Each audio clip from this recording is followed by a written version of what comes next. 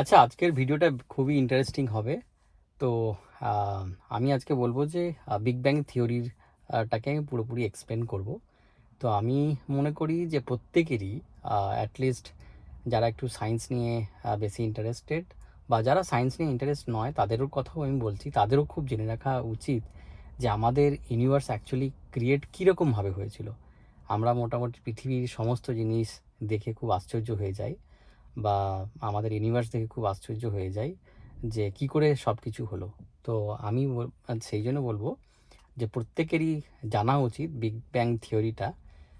সায়েন্টিস্টরা বহুদিন ধরেই এটার উপর রিসার্চ করে আসছেন, এবং মোটামুটি এখন পর্যন্ত আমাদের যা অ্যানালিসিস বা ডেটা রয়েছে, সেই বিগ ব্যাং থিওরিটা মোটামুটি সায়েন্টিস্ট কমিউনিটিতে অলমোস্ট বলতে পারেন সবাই অ্যাকসেপ্ট করে।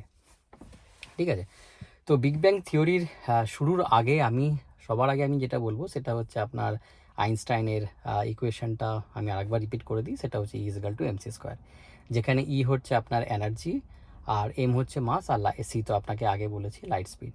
ঠিক আছে, তাহলে এই সমীকরণ থেকে আপনি কি বুঝতে পারছেন যে এনার্জি মাস ক্রিয়েট করতে পারে, আবার মাস হচ্ছে এনার্জি ক্রিয়েট করতে পারে। তো এনার্জি মাস ক্রিয়েট করতে পারে এরকম এক্সাম্পল কীরকম? এনার্জি মাস ক্রিয়েট করতে পারে এর এক্সাম্পল হচ্ছে বিগ ব্যাং। কেন, বিগ ব্যাং হওয়ার পরই আমাদের পুরো ইউনিভার্সটা ক্রিয়েট হয়েছিল। তো আর যে সিঙ্গুলারিটি থেকে যেটা ক্রিয়েট হয়েছিল ইউনিভার্স, সেই সিঙ্গুলারিটিটা অ্যাকচুয়াল হচ্ছে ইনফাইনাইট ডেন্সিটি, ইনফাইনাইট এনার্জি আর স্পেস টাইম। এই চারটে জিনিস আপনি ধরে রাখুন যে আপনার এই সিঙ্গুলারিটিতে ছিল। এরপর আমি যেটা যদি অপোজিট হয়, মাস টু এনার্জি, তো মাস টু এনার্জি কনভার্সনের আপনার অনেকগুলোই এক্সাম্পল রয়েছে আমাদের দৈনন্দিন জীবনে তো হয়ই। যেমন আপনি ধরুন একটা কাঠ, হ্যাঁ, কাঠকে আপনি আগুন দিয়ে ধরিয়ে জ্বালিয়ে দিলেন। ঠিক আছে, কাঠ প্রথমে মাস ছিল, তারপরে আপনি আগুনটা ধরানোর পর সেটা আপনার এনার্জিতে কনভার্ট হয়ে গেল, আপনি তাপ পেলেন, টেম্পারেচার বেড়ে গেল। তো এটা হচ্ছে মাস টু এনার্জি কনভার্সন, বা আপনি অ্যাটম বোম বলেন, হাইড্রোজেন বোম বলুন, এগুলোও কিন্তু হচ্ছে আপনার এনার্জি মাস টু এনার্জি কনভার্সনের এক্সাম্পল। তো আইনস্টাইনের মতে এনার্জি মাসকে ক্রিয়েট করতে পারে, মাস এনার্জিকে ক্রিয়েট করতে পারে। আর আমাদের যে বিগ ব্যাং যেটা হয়েছিল, বিগ ব্যাংয়ের পর পুরো ইউনিভার্সটা যে ক্রিয়েট হয়েছিল, সেটা কিন্তু তারই এক্সাম্পল, এনার্জি টু মাস কনভার্সন। এরপরে আপনি এই প্রত্যেকটা ফেজটা খুব ভালো করে বুঝুন। যদি আপনি সায়েন্সের স্টুডেন্ট হন তাহলে তো আপনি আরও খুব ভালোভাবে বুঝতে পারবেন। ঠিক আছে, তো ফার্স্ট এক্স্যাক্টলি ফেজে কি হয়েছিল? ফার্স্ট ফেজে যখন ফার্স্ট ফেজ যেটাকে বলা হয় ইনফ্লেশন ফেজ বলা হয়। তো ইনফ্লেশন ফেজ হচ্ছে আপনার সেকেন্ডের টেন টু দি পাওয়ার -32। তো ফ্র্যাকশন অফ সেকেন্ডের মধ্যেই কিন্তু এই ইনফ্লেশন স্টেজে কি হয়েছিল,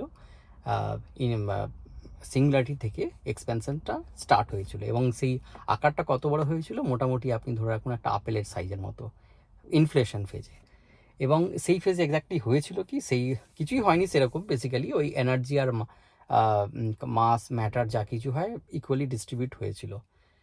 ঠিক আছে, তারপরে আমাদের গোটা ইউনিভার্সের ফার্স্ট সব থেকে স্মলেস্ট পার্টিকেল, সেটা হচ্ছে কোয়ার্কস আর ইলেকট্রন। এই দুটো জিনিস কিন্তু ফার্স্ট তৈরি হয়েছিল। সবসময় মনে রাখবেন যে ইউনিভার্স ক্রিয়েট হওয়ার প্রথম দুটো পার্টিকেল হচ্ছে আপনার কোয়ার্কস আর হচ্ছে ইলেকট্রনস।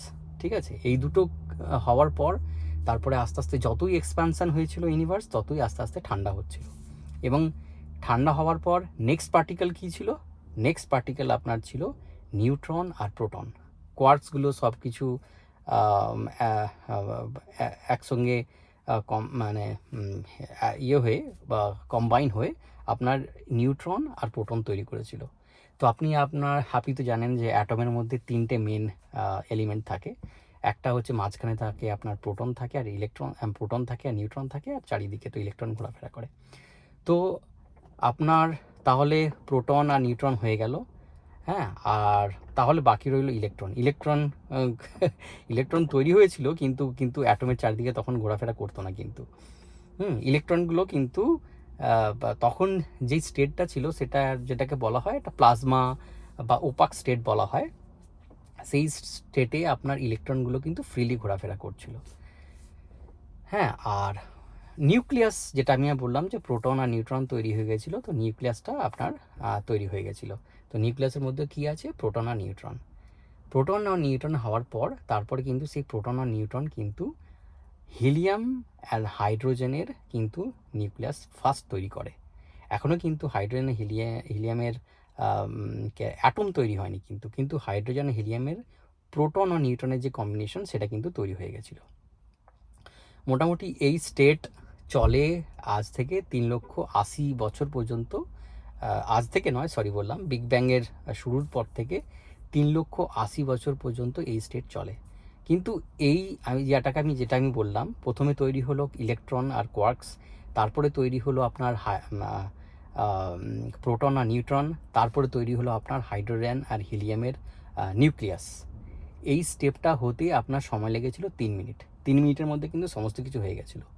এরপরে 3 মিনিট থেকে 3,80,000 বছর পর্যন্ত ইউনিভার্স আরও এক্সপ্যান্ড হয়, এবং হতে হতে কিন্তু আরও যত এক্সপ্যান্ড হওয়া মানে হচ্ছে আরও ঠান্ডা হওয়া। তো ঠান্ডা হওয়ার হতে হতে কী হলো, 3,80,000 বছর পর তখন ফার্স্ট আপনার অ্যাটম তৈরি হলো, মানে স্টেবল অ্যাটম তৈরি হলো। স্টেবল অ্যাটম কেন আমি বলছি, কেন আপনি জানেন যে প্রোটনের চার্জ হচ্ছে পজিটিভ আর ইলেকট্রনের চার্জ হচ্ছে নেগেটিভ, আর প্রোটনকে মানে গ্লুয়ের কাজ করে আপনার হচ্ছে নিউট্রন। তো প্রোটন আর নিউট্রন মাঝখানে তার চারিপাশে আপনার ইলেকট্রনগুলো বন্ডিংটা তৈরি হলো। তাহলে হাইড্রোজেন এবং হিলিয়ামের কিন্তু এদের মানে স্টেবল অ্যাটম তৈরি হলো। যে মুহূর্তে স্টেবল অ্যাটম তৈরি হলো, সেই মুহূর্তে যে ফ্রি ইলেকট্রনগুলো ঘোরাফেরা করছিল, সেই ফ্রি ইলেকট্রনগুলো কিন্তু আপনার হাইড্রোজেন এবং হিলিয়ামের অ্যাটমের সঙ্গে বাইন্ড করে গেল। তো এইটার একটা কিন্তু খুব বড় অ্যাডভান্টেজ হয়েছিল, কারণ আমরা জানি যে বিগ ব্যাংয়ের এক্সপ্যান্সের পর তখন কিন্তু লাইট ট্রাভেল করতে পারতো না। তা লাইট ট্রাভেল করতে না পারার সবথেকে বড় কারণ হচ্ছে যেটা আমি বললাম যে তখন মানে ওটাকে বলা হয় সুপ বা প্লাজমা বা ওপাক, এই সমস্ত ওয়ার্ডগুলো ইউজ করা হয় তখন ওই স্টেটটাকে ডিসক্রাইব করার জন্য। আর একটা যেটা ছিল, ইলেকট্রনগুলো খুব ফ্রিলি ঘোরাফেরা করতো সেই প্লাজমা বা ওপাক বা সুপের মধ্যে। সেই ফ্রিলি ঘোরাফেরা করার জন্য কি হতো, আলোর যে ফোটন কণাগুলো ছিল সেগুলো কখনই ফ্রিলি মুভ করতে পারতো না, সবসময় ওই ইলেকট্রনের সঙ্গে ধাক্কা খেয়ে ওইখানে আটকে যেত। তো আমাদের ইউনিভার্স ট্রান্সপারেন্ট হলো 3,80,000 বছর পর, যখন একটা আমাদের প্রপার স্টেবল একটা অ্যাটম তৈরি হলো, ইলেকট্রনগুলো বাইন্ড হলো প্রোটন আর ইলেকট্রনের সঙ্গে, তখন লাইটের ফোটন কণাগুলো কিন্তু ফ্রিলি ট্রাভেল করতে শুরু করলো। সেই জন্য আমাদের যে রিসেন্ট মানে আপনি 4-5 বছর হয়ে গেছে, জেমস ওয়েব টেলিস্কোপের কথা আমি আগেও বলেছি। তো আমাদের মোটামুটি $10 বিলিয়ন খরচা হয়েছে ওটা পাঠাতে। তো সেই উপগ্রহ, সেই টেলিস্কোপ থেকে আমরা যে সমস্ত ছবিগুলো পাই, সেই সমস্ত ছবিগুলো আমরা কিন্তু সেই যে আমি বললাম 3,80,000 বছর পর যে পার্টিগুলো ফ্রিলি মুভ করতে শুরু করেছিল, আমরা কিন্তু তখনকার লাইটের ছবিগুলো আমরা পাই। সেটাকে কি বলা হয়? Cosmic microwave background, cosmic CMB, এটা মনে রাখবেন। সিএমবিটা খুব ইম্পর্টেন্ট। আপনি যদি একটা নাসার ওয়েবসাইটে যান এবং সেখানে যদি আপনার বিগ ব্যাং থিওরির পেজটা আপনি ওপেন করেন, তাহলে ওখানে আপনি কিন্তু এই সিএমবির ছবি দেখতে পাবেন। মানে আজ থেকে মানে 13.8 বিলিয়ন ইয়ার্স আগে যেই ঠিক যে যখন ফার্স্ট অ্যাটম, হাইড্রোজেন হিলিয়ামের ফার্স্ট অ্যাটম তৈরি হলো, লাইট ফ্রিলি মুভ করতে শুরু করলো, তখনকার যে ছবি সেটা কিন্তু আপনি দেখতে পাবেন। সেটা সেই ছবিটা ক্রিয়েট করতে মোটামুটি আপনার ধরুন সায়েন্টিস্টরা 9 বছর কিন্তু ওয়েট করেছে। 9 বছর ওয়েট করেছে এই কারণ হচ্ছে 9 বছর ধরে ডেটা কালেক্ট করেছে। 9 বছর ধরে ডেটা কালেক্ট করার পর সেই আপনার সিএমবির টোটাল যে ভিউ ম্যাপটা, সেটা কিন্তু আপনি নাসার ওয়েবসাইটে গেলে দেখতে পাবেন। ঠিক আছে, তাহলে আপনার 3,80,000 বছরে আপনার সিএমবি তৈরি হয়ে গেল, লাইট ফ্রিলি মুভ করতে শুরু করলো। এরপরের স্টেজ কি? এরপরের স্টেজ কিন্তু আস্তে আস্তে স্টার, গ্যালাক্সি, এই সমস্ত ফর্মেশনগুলো স্টার্ট হলো। সেই স্টার গ্যালাক্সি ফর্মেশনের সময় তো আপনাকে আমি বলেছি, যখন স্টারের লাইফ সাইকেল ফেজে কিন্তু যখন স্টারের মধ্যে হিলিয়াম থেকে হাইড্রোজেন কনভার্ট হয়, হাইড্রোজেন থেকে অক্সিজেন থেকে নাইট্রোজেন, আমি একটা প্যাটার্ন আছে, আমি যে অর্ডারটা ভুল বললাম, সেটা হচ্ছে আপনার প্রথমে হচ্ছে আপনার হাইড্রোজেন টু হিলিয়াম, হিলিয়াম থেকে কার্বন হয়েছিল, কার্বন থেকে অক্সিজেন, তারপরে নাইট্রোজেন, তারপরে সিলিয়াম, লাস্টে হচ্ছে আপনার আয়রন।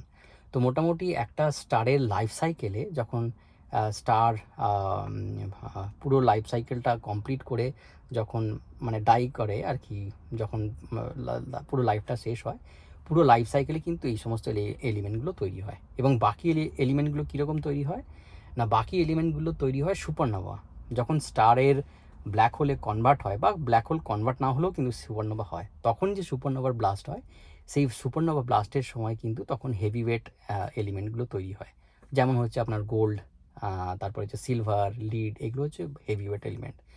তাহলে আপনি দেখতে পেলেন যে আমরা কিন্তু শুরু করেছিলাম কোয়ার্কস আর ইলেকট্রন দিয়ে, সেখান থেকে আপনার প্রোটন নিউট্রন তৈরি হলো, প্রোটন নিউট্রন থেকে আপনার হাইড্রোজেন হিলিয়াম তৈরি হলো, হাইড্রোজেন হিলিয়াম থেকে আবার হাইড্রোজেন হিলিয়ামের কমপ্লিট অ্যাটম তৈরি হলো, তারপরে কমপ্লিট অ্যাটম তৈরি হওয়ার পর তারপরে কিন্তু আমাদের এই সমস্ত স্টারের ফর্মেশন হলো।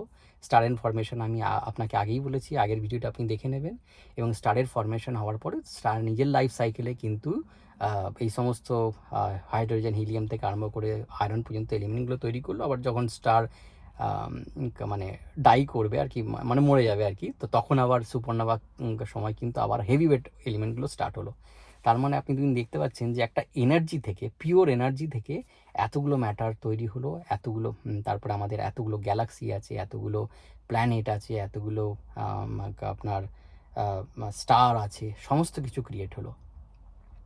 তো যাই হোক, আমি মোটামুটি আপনি যদি এই বেসটা আপনি তাহলে বুঝে যান, তাহলে আপনার ইউনিভার্সের ক্রিয়েশন সম্পর্কে কিন্তু আর কোনো কোয়েশ্চেন থাকবে না। কারণ আপনি চোখের সামনে যা কিছু দেখতে পাচ্ছেন সব কিছুই কিন্তু সেই স্টার্ট হয়েছে কিন্তু সেই কোয়ার্ক আর ইলেকট্রন দিয়ে। হ্যাঁ, সেখান থেকে আস্তে আস্তে বিভিন্ন প্রসেসের মধ্যে নিউক্লিয়ার ফিউশন, যেটা আমি এর আগে বলেছিলাম, তারপরে আপনার সুপারনোভাতে আবার আলাদা এক প্রসেস হয়। তো নিউক্লিয়ার ফিউশনে আপনার এই যে সমস্ত এলিমেন্টগুলো বললাম, ফ্রম হাইড্রোজেন টু আয়রন তৈরি হয়। আবার সুপারনোভাতে যে প্রসেস আছে তার একটা আলাদা নাম আছে, সেই প্রসেসের নামটা আমার এখন মনে নেই। সেই প্রসেসে আবার হেভি ওয়েট এলিমেন্টগুলো ক্রিয়েট হয়। তো যাই হোক, তো এইভাবে আমাদের ইউনিভার্স কিন্তু ক্রিয়েট হয়েছিল। আর মোটামুটি এখন কিন্তু ইউনিভার্স আরও এক্সপ্যান্ড করছে। আর আজ থেকে প্রথম 9 বিলিয়ন ইয়ার্স কিন্তু ইউনিভার্সের যে গ্রোথটা ছিল না, সেটা কিন্তু কমে গেছিলো গ্র্যাভিটির জন্য। কিন্তু আফটার 9 বিলিয়ন ইয়ার্সের পরে কিন্তু আবার ডার্ক এনার্জির জন্য কিন্তু সেই গ্রোথ রেটটা আবার বেড়ে যায়। হ্যাঁ, সো এখন আমাদের ইউনিভার্স কিন্তু খুব ফাস্ট গ্রো করছে। তার মানে কি, আপনার চোখের সামনে যে সমস্ত তারা, গ্যালাক্সি সব কিছু দেখছেন, সেগুলো কিন্তু আমাদের থেকে অনেক দূরে সরে যাচ্ছে। সেই জন্য সবাই সায়েন্টিস্টরা বলে এটা হচ্ছে বেস্ট সময় যত অ্যানালিসিস করা, যত কিছু করার এখন করে না হোক।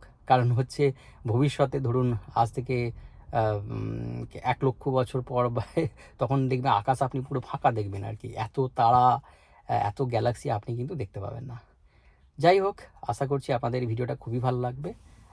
পরে আবার আপনাদের কাছে আসবো নতুন একটা টপিক নিয়ে। ভালো থাকবেন।